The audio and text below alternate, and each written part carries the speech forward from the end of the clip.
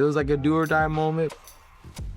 I've already done this too many times to even be too worried about it. Just for this camp, we've been keeping it pretty with the same kind of pattern. You know, we wake up around 8:30, and then head to the, strength and conditioning gym. We lift weights, we do, conditioning drills, sprints, all that stuff. Then we take a minor, 10-minute break, and then we head to, boxing. How I get to this point in training camps, when I really dial in and really pay attention and really just go all into this, just like let my mind go, it's like you get into this mode where it's almost like just pictures playing in your head. Like when you're training, you're not even there really. You're just in a whole different dimension. My body like a temple, what you put in is just as important. I was just so used to just being like a superhuman almost and just never getting affected by anything I put in my body. But I think as I got older, I started realizing I got to start paying attention to now what I'm putting in. Really paid attention to what I was putting in my body and how it was affecting me in sparring, affecting me in training. So it's really been a journey this camp, and I really dialed in on that, and that's really taken me to the next level. Brave soul, and I'm somebody that you could trust to always speak up with injustices and try to be the best leader I could possibly be, admit my wrongs, but also, fight for what I believe in. It's almost like getting your homework done. Like you got your homework done, you've been studying, you have not you've been at every class, and it's like, all right, I'm not that nervous. Like still got a little ooh, but all right, if the question comes, I'm gonna be there to answer it. Like I've already done this too many times to even be too worried about it. Don't worry about nothing else and start boxing.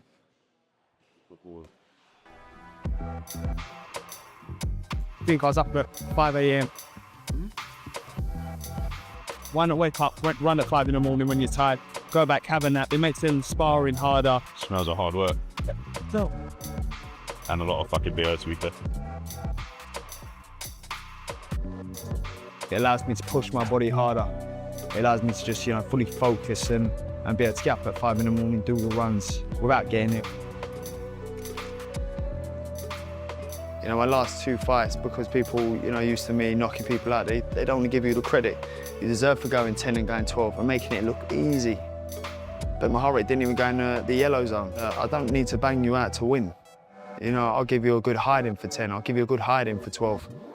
Not that I plan on this going past. There's only so far the name can take you. If you're no good, you're no good. For me being ranked top 5 in the world, #1 in Britain, currently at 154, which is a weight I don't fight at. Obviously these 2 fights here with Eubank are fantasy fights for the British public, fights that haven't been done before in history, but ultimately my goals and aspirations and desires to win a world title are 147. But I'm happy with that. Harlem Eubank suggests the fight came about due to the current political sphere of boxing. He describes the fight as a mismatch. Eubank expects Ryan Garcia to win by knockout within the first 4 rounds. He's out on September 12th. I think it's come about because of the political sphere of how boxing is at the moment, but in terms of, fighting in the ring, it's a mismatch. I expect Garcia to win within 4 rounds. Sanchez finds it an interesting fight between 2 vocal fighters. He notes that Ryan Garcia's performance depends on which version of him shows up, referencing his strong showing against Barrios versus a less impressive outing against Rolly. He also expresses hope that Conor Benn manages his weight cut correctly so it doesn't weaken him. That's an interesting fight. It's 2 guys that have been talking a lot, I guess. Ryan has just had a great fight with Barrios. He looked very good, but then he didn't look so good against Rolly. So it depends on which Garcia shows up. I think Ben coming down, hopefully he's doing it correctly. It doesn't weaken him. I look for a late knockout, actually. Sanchez views this as a 50-50 fight. He predicts a potential late knockout, noting that Ben could be too strong if he makes weight well, but Garcia possesses the power to land a fight-ending shot. Regarding criticism of Ryan Garcia's heart, Sanchez strongly defends him, stating that anyone who steps through the ropes displays immense courage and that critics typically have never experienced the reality of professional fighting. This fight, either way, I'm not picking one guy or the other, because if the right Conor Benn shows up weight-wise, then he could be too strong for Garcia. but if Garcia cracks him, he can hit. So Yeah. it's a 50-50 fight for me. Yeah. Do you think it's right for people to question Ryan Garcia's heart? Or what? Now, anybody that steps to the ropes, has got huge heart and big balls. So no, I think it's unfair to anybody to question anybody that steps to the ropes. Most of the people that are questioning that have never done it. So I'm sure Conor understands that Garcia's got all the tools. Yeah. He had a great amateur career in the U.S., so he can fight. Yeah. But so can Conor. Sims says Conor Benn heads into this fight as the clear underdog, but history proves that doesn't mean he can't pull off the upset. He points to Lloyd Honeyghan's stunning victory over Don Curry as the perfect example of beating the odds. Sims believes Benn has that same potential. He also calls this a massive event, with Ryan Garcia's superstar status in America colliding with Benn's huge fan base in Great Britain. It's the clash of two big personalities that has boxing fans eagerly waiting for fight night. Here, and obviously Conor's going to be a big underdog in the fight. I see it as like when Honeyghan went over and fought Don Curry. Yeah. You know, Honeyghan was a big underdog in that fight, and you know, he won against all odds. And I feel like I believe in Conor Benn, and I believe that he's going to do the same thing. He's going to go over there and win the fight. But answer to your question, yeah, it's great to be involved in these big fights, and you know, there'll be a lot of people tuning into this fight all around the world, and it'll bring a big. It's a big fight because of both of the personalities. You know, obviously Ryan Garcia is massive in America and Conor Benn's massive in Great Britain, so you know that's what people like to watch. Trainer Tony Sims believes Ryan Garcia's success at 147 pounds only came against Mario Barrios because the style suited him. He says Conor Benn is a completely different challenge, a naturally bigger, stronger fighter who's gone 24 rounds with Chris Eubank Jr. Sims even calls Garcia a blown-up lightweight and insists he won't have the power to hurt or stop a fully prepared Benn. Look, Ryan Garcia, you know, fought some good fighters. You know, he had that win over Devin Haney, and you know, he's a good fighter, but if you're talking about up at 147, he's only really beat Mario Barrios, and not putting Mario down, he's a good fighter, but you know, that's what we're looking at 147, and I feel like Barrios was made for Ryan, you know, just walking forward, hands wrapped around his head. Conor Benn's not going to be like that, and also Conor Benn's a lot bigger fighter than Mario Barrios is. And like he's another fighter who's moved up from lightweight, and like as we was talking about earlier, Conor's boxed a big middleweight, if not a super middleweight, in Chris Eubank twice.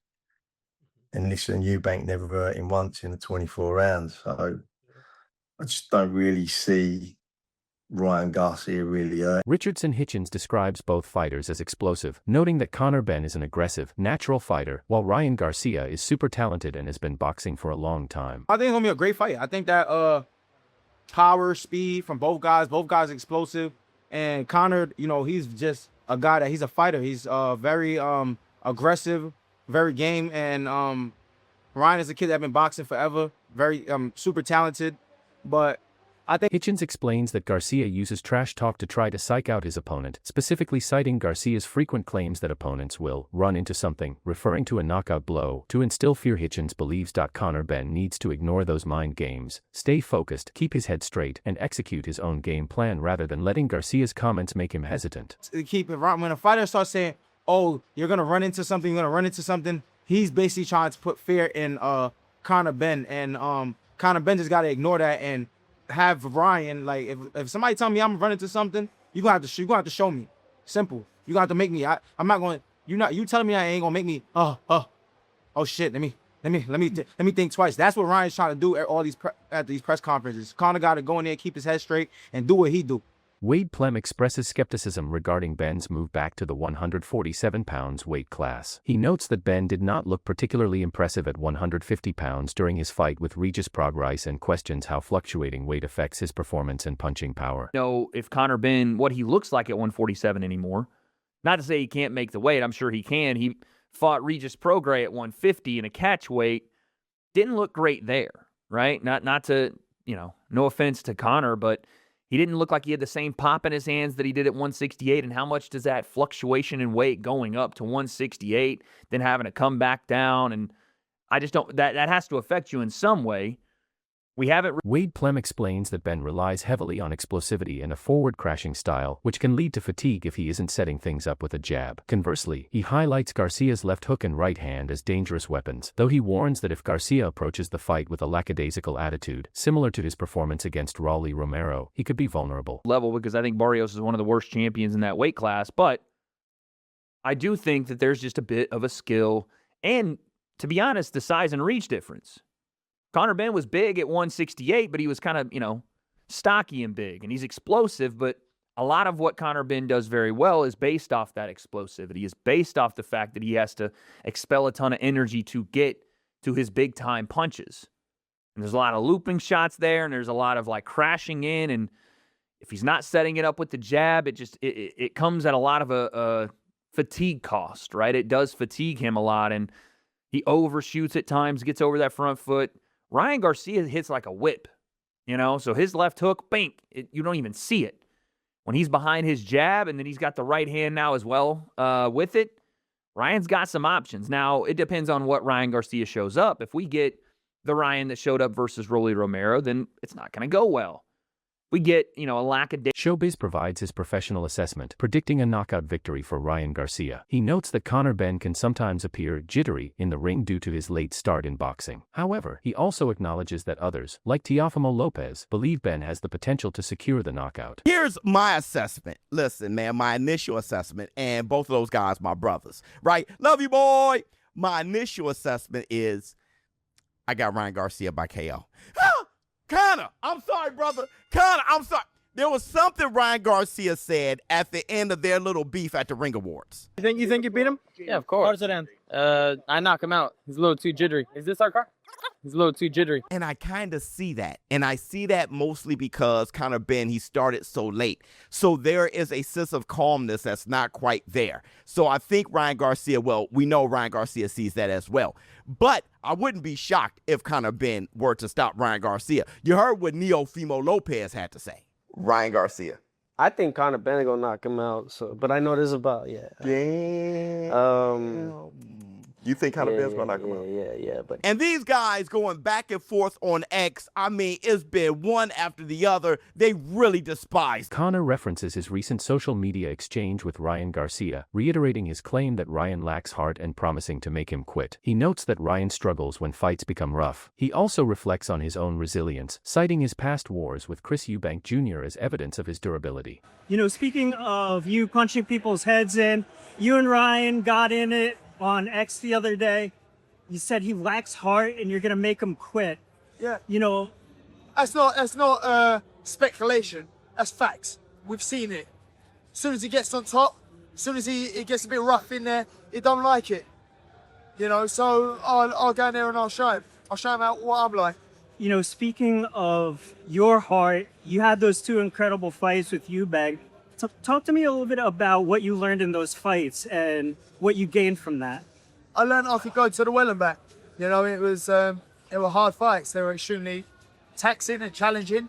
Especially up at middleweight. They were hard fights. That's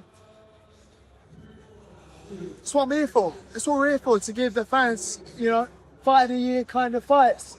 And just keeping it moving.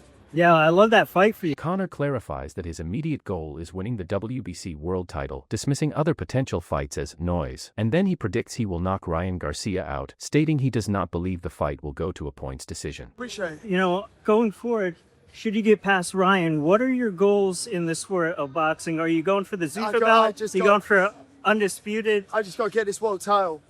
That's it. That's all I'm focused on in a minute. All the rest is noise. Focused on getting that belt. How do you see this one playing out? I think I'll knock him out. What rounds? I can't say. I just don't see it going. I just don't see it going points. I don't see it going points. Final one for me: Rolly versus Teo. How do you see that one playing out? I think Teo beats him. Yeah. I like Rolly. I like Teo. I like them both, but I think Teo beats Rolly. Would you like to face the winner? Of course. Listen.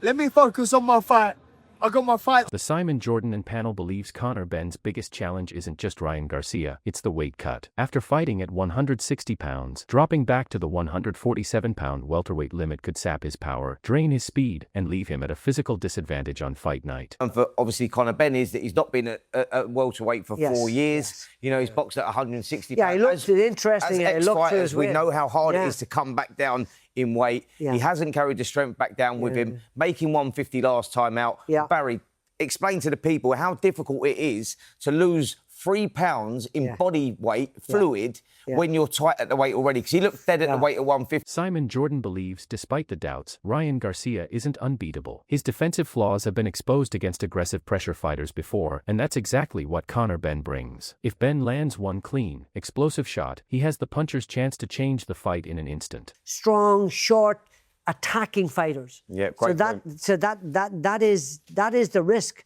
And let me tell you something. This fight can change, like Fraser says, in a split second because of Conor Benn's power.